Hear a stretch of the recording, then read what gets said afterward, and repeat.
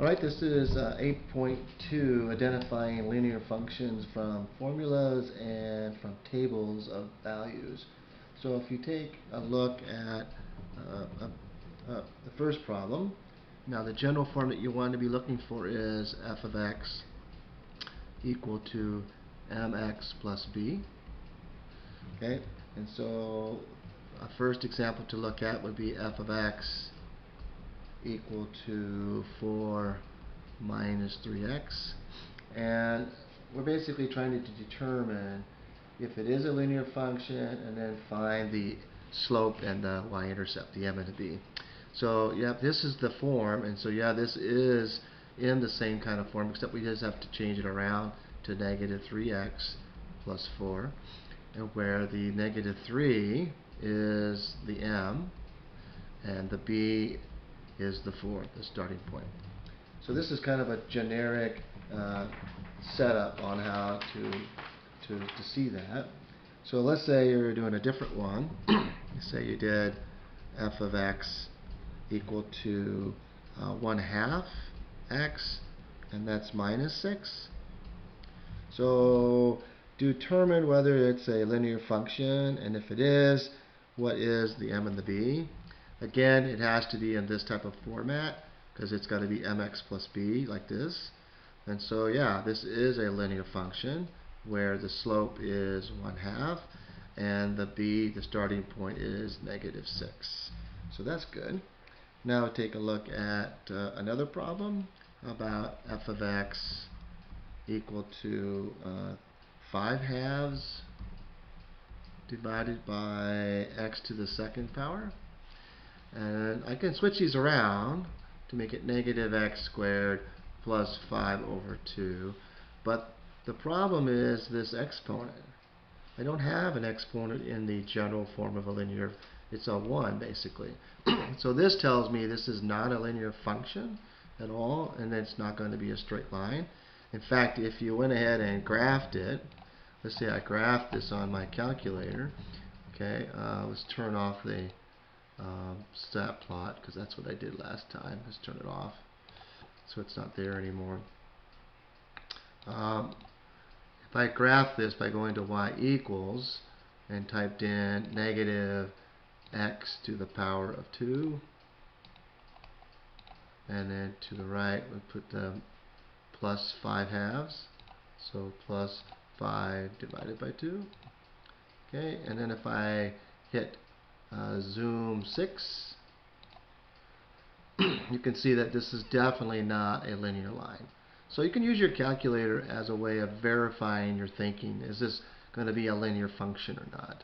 And so that tells us that that one is not. Now we take a look at another problem. Let's say it is f of x equal to negative 9. Is this a linear function? Well, it doesn't have the m and the x in it. It just has the y-intercept. And so at first you think it's probably not, but if you were to graph it, if we graph that piece, okay, we'll go back to y equals clear, and let's put in a negative 9. So that's what it would be. And now we hit graph, and it is a straight line. It is a straight line. So this is telling me that it is a linear function, just that I need to take a closer look at it. And what it really is the mx plus b, the negative 5 is the y-intercept, but there is no slope. And so it looks like this really.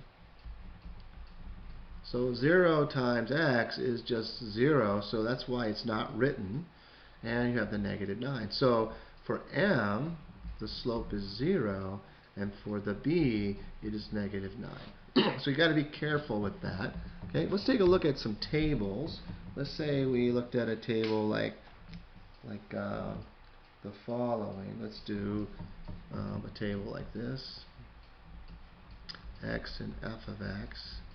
And now we have 0, 1, 2, 3. So 0, 1, 2, 3. Okay.